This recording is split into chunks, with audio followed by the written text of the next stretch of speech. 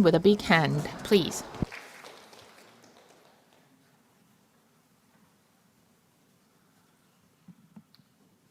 네, 반갑습니다. 소개받은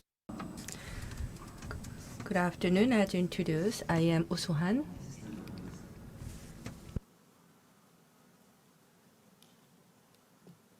이거군요. 네. 네. 오늘 세계해양포럼에 참석하게 되어서 It's indeed a great honor for me to stand before you and deliver my presentation at this World Ocean Forum. I have been in the marine policy sector for about 20 to 30 years. And in line with that, currently I am researching the maritime policy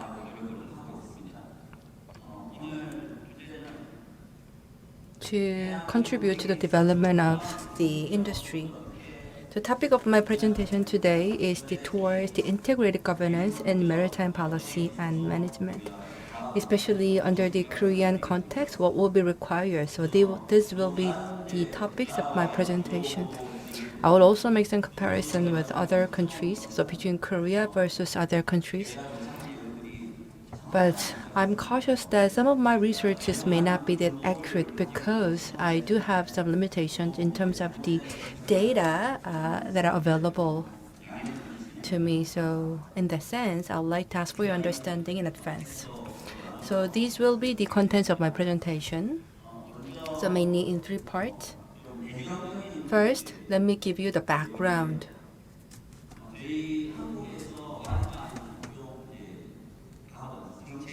In Korea, the maritime governance or policy structure, here you see the history of the maritime governance. The current Ministry of Oceans and Fisheries, so this is the ministry that takes care of the ocean and fishery issues. In other words, the ocean sectors include the port and shipping sectors, and fishery is about fishery. So these two different sectors were combined to be under the leadership of the Ministry of Oceans and Fisheries. Before that, we have had the Fisheries Agency. In the 1960s and in the 1970s, the Port Authority was established. And then in the 1990s, these two different organizations got combined to create the Ministry of Maritime Affairs and Fisheries, we called MOMAF. And since then, in 2008, the organizational restructuring was conducted, and the ocean and fishery sectors were integrated and got under the MOCHI, or Ministry of the Ministry of Land. And then later, again, the ministry its name got changed to the current version of the Ministry of Oceans and Fisheries. So it's about the marine transportation and fisheries sector. And with the birth of the Ministry of Oceans and Fisheries, or MOF, the Korean government particularly focused on the marine policy. So here you can see that the Office of the Marine Policy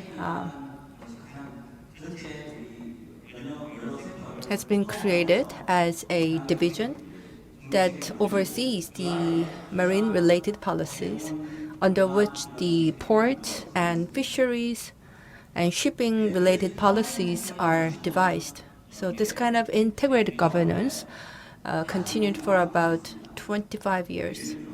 But still, we have a room for improvement. For example, the MOF is currently supervising the various issues in relation with the shipping, as well as the fisheries and the fishing community development and so on. So for transportation, it's about the shipping, port, and international trade. But we also have the Ministry of Land, and they are in charge of the infrastructure management and building. And for transportation policy, we have the roadway, railway, and domestic road. So it could be a little bit odd. You may think that we have to have a separate department or the ministry that's in charge of transportation. And also for fisheries, you see that we have the Ministry of Agriculture and Fisheries. So there are some overlappings and redundancies between between the Ministry of Oceans and Fisheries and the Ministry of Agriculture and Fisheries. So this kind of integrated governance, I think, has both pros and cons. As for pros, we can have a more comprehensive perspective in implementing and devising policies for the marine sector, rather than the functionally oriented policies. So when I said the functions, that means that the government ministries are established based on the functions that they are in charge, and therefore there is a separation of work. But this kind of integrated governance aims to have a more holistic approach that integrate all the functions that are related with the marine and ocean under one roof. And also when creating the fund for infrastructure. If there is a functionally separated organization, then it's very difficult to establish fund because priority is not that high. But with a single integrated governance, we can have better access to fund and budget. But compared to the functionally separated ministries or department, you see that this kind of integrated governance involves a too wide interface. So it does require active communication between different ministries as well as consultation and cooperation. But because these ministries are located separately so it's very difficult to keep the lines of communications among them. That's why the Ministry of Oceans and Fisheries has been under a sort of the constant threat. And whenever there is a new government taking power, there was always a controversy that whether we still have to have the Ministry of Oceans or Fisheries or whether we should close it down. So I would like to talk about this kind of integrated governance and what kind of alternatives could be there. So these are the policies related with the marine sectors. So UN does have the SDG, and in SDG 14, it's about the life below water. And also for more specific implementation, you can see that there are many governance structures being established. OECD has the OECD Economy 2030. IMO, in relation with the carbon reduction, they have come up with the aggressive regulations. And also the FAO, they have the Blue Growth Initiative. So the overall direction is how can we address the carbon neutrality or continuing our growth. And here you see the examples of the various nations and their marine policies. And one commonality is that as for the marine sector, there are countries that have the vision to become the strong maritime nation. So these are applicable to the UK, US, Japan, China. They all aim to strengthen their status as the leading maritime nations. And while pursuing that vision, they think that the ocean is the ram for economic growth and development. So they pursue and make huge investment in the maritime sector. And also the third trend that we can see is the responses to climate change, energy, and digital transformation, and how the maritime industry should react to that. And the fourth one is about the technology development to back up these initiatives. So in order to meet these goals, they have come up with an integrated maritime policy and governance.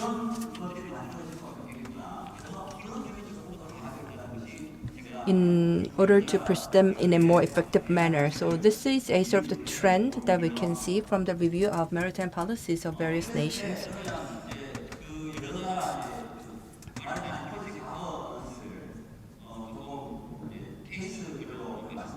Now let's take a look at the examples of the maritime policies and governances of various nations, and also why we need such integrated policies. So when it comes to the marine spaces, yes, this is a limited space, but there are various activities, and these activities are colliding each other. For example, like in order to make economic use of the ocean, there are shipping, ports, shipbuilding, fisheries, offshore energy, and marine tourism. These are all the ways to make use of the marine space. And these activities are interlinked, but they are also in competition one another, because securing space and money is important to pursue and carry out these activities. So because of this conflict and competition, it is very likely that the ocean environment get damaged. And also there is a separation of policies, and competitions among policies become intense. In particular, in Korea, there is a separation of the marine, ocean and shipping sector and the shipbuilding sectors. And also different ministries are involved for the same activities, such as marine tourism, where both the Ministry of Oceans and Fisheries and Ministry of Culture and Tourism, both of them get involved. So in utilizing the maritime space, it leads to the inconsistency and inefficiency, as well as the policy failure to promote the sustainable use of oceanic resources. Then what are the values that the integrated maritime policy pursue? Of course, the number one value will be coordination. So in terms of the priorities of the fund and budget allocation, there must be some coordination. And also the cooperation between the countries, between the local governments, between different sectors. So this is another thing that we pursue. And eventually what we pursue is sustainability. So even among countries internationally at global level, there are a lot of attempts to pursue cooperation and to narrow down the technology gap to ensure smooth cooperation internally or domestically, rather than pursuing an individual development for a certain sector. Again, this is a trend that the countries are trying to come up with the integrated policies that pursue the development of all sectors altogether. So these are the sort of the trend. This is a very detailed picture. So I looked at the marine policy organizations of various nations. In other words, the organizations that are in charge of the ocean development, marine environment, fisheries, maritime transport, land transport, and air transport. And also I put the coordinating bodies as well. So these are the organizations that pursue coordination and cooperation among different ministries. And you can see that some countries do have these coordinating bodies, whereas the others no. And this is what I am pretty cautious about. And I think that some of the information may not be that accurate. So I'd like to ask for understanding. But if you look at the US case, you see that we have multiple agencies being involved. And the Department of Transportation is the one that oversees the transportation policies. And the UK, you see that they have the Department of Transportation, and for ocean-related sectors, there is a tendency or trend of integration of the governance. And in Canada, for fisheries and oceans, there is a Fisheries Oceans Canada that provides the integrated governance. And also all the transport, whether it's the maritime, land, and air-based, again, these are integrated under the Transport Canada. And also in the UK and Canada, they have no coordinating body, whereas the US has the National Ocean Council as a coordinating organization. And as mentioned by the moderator, France recently established the Ministry of the Sea. I don't know whether it's the accurate translation from French, but anyways, the Ministry of the Sea, I think it's very similar to the Ministry of Oceans and Fisheries in Korea, that they have a similar work coverage. So they cover the ocean development, marine environment, and fisheries, and even maritime transport. And before the establishment of the Ministry of the Sea, they have a ministry of, rather, the Office of the Ocean. And also in Portugal, they have an integrated governance body called Ministry of the Economy and Maritime Affairs. Above that, there is a interministerial commission for ocean affairs as a coordinating body. And here you see how Russia has it's structured, and China. You see that different ministries are involved for each sector.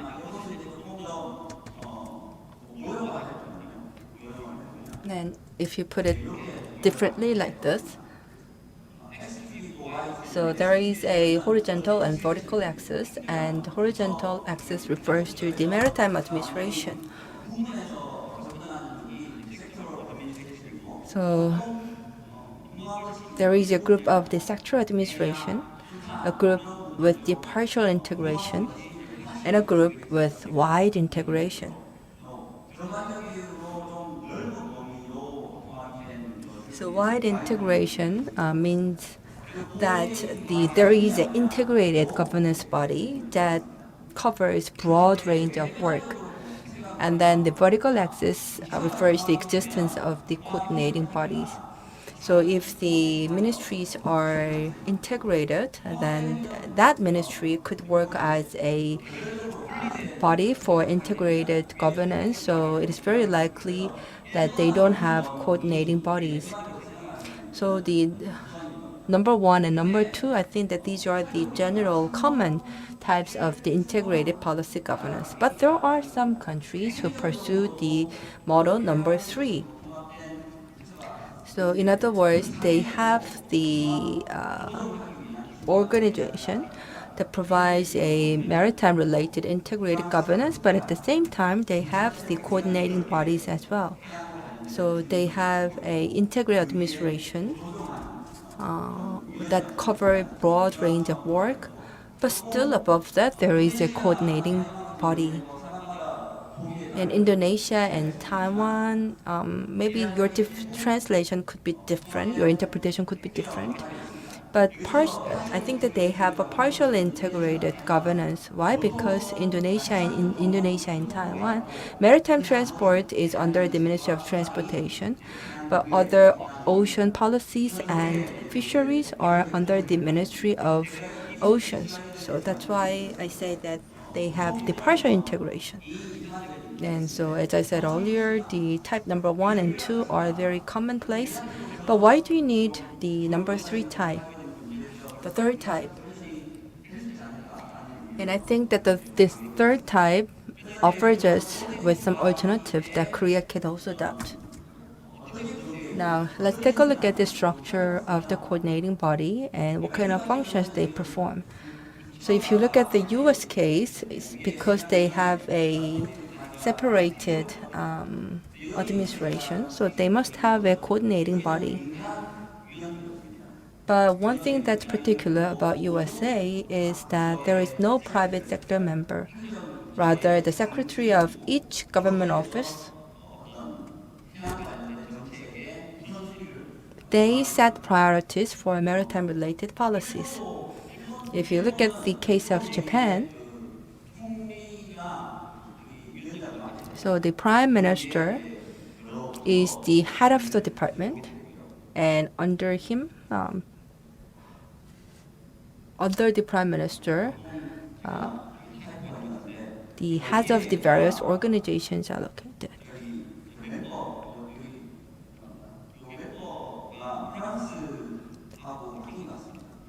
I think that there is a typo and mistake that the members in Japan and France, I think they should be switched. I'm sorry. So these 52 people in 6 groups, this is Frank's case, not the Japan. I'm sorry for this mistake. And so anyway, in France, the head of the department is the prime minister. But also there is a participation by variety of the stakeholder groups, including the trade unions, civic groups, and so on. So this is how France pursues. I also looked at the structure of the coordinating body, whether they pursue the sectoral administration. So even with the sectoral administration, there are countries with or without coordinating bodies. And countries with coordinating bodies, there are also some cases that only heads of these departments or head of the ministries are involved. So this is the case of the US, whereas the Russia, you see that different stakeholders get all involved. And also countries with integrated administration.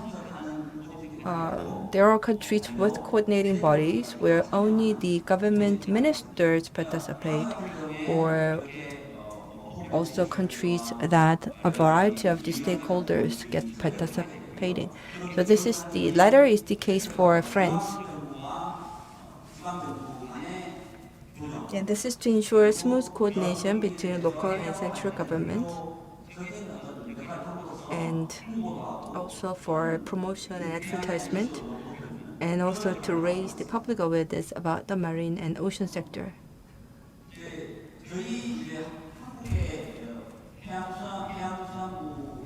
Now, so for about 25 years, the Ministry of Oceans and Fisheries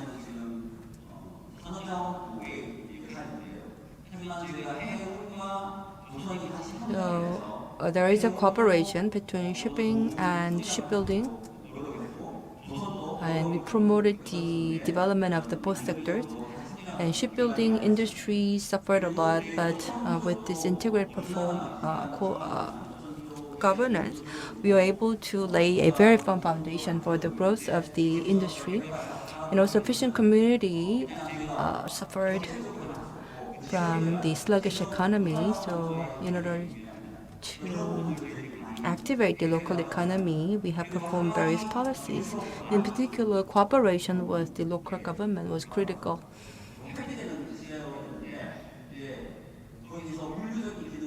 And also we strengthened the logistics function in the port so that we can create more decent job opportunities to promote the growth of the neighboring cities. And also for maritime ocean sectors, we pursued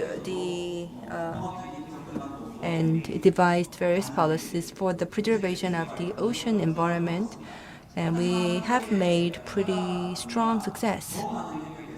But then we found that although we have very good examples of the good policy coordination and cooperation, we also experienced a lot of conflicts and problems with other government ministries.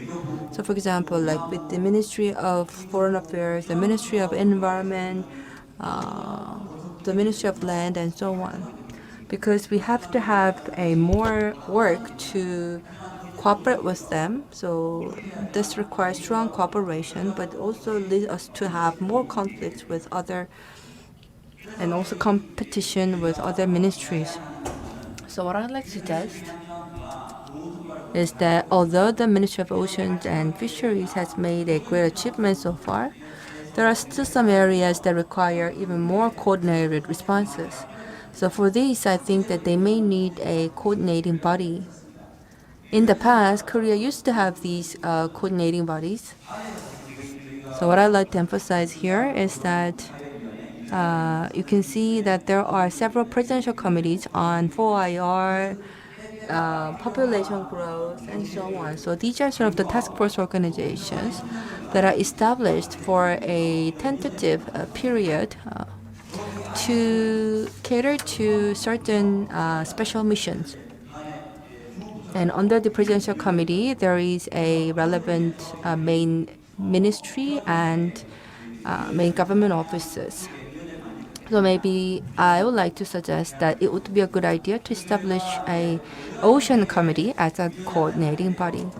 So it can come in diverse ways. For example, like in the case of the U.S. and Japan, this coordinating body could be attended only by the heads of ministries, so only ministers take part in. Or this coordinating body can have a broader participation by private sectors, public sectors, and also various stakeholders. And what I would like to propose is that we can have a coordinating body just like the France, where the government officers and the representative from the private sectors come together to have interactive discussions and adjust the priorities. So the one in the middle is the proposal that I would like to make. And with that, thank you very much.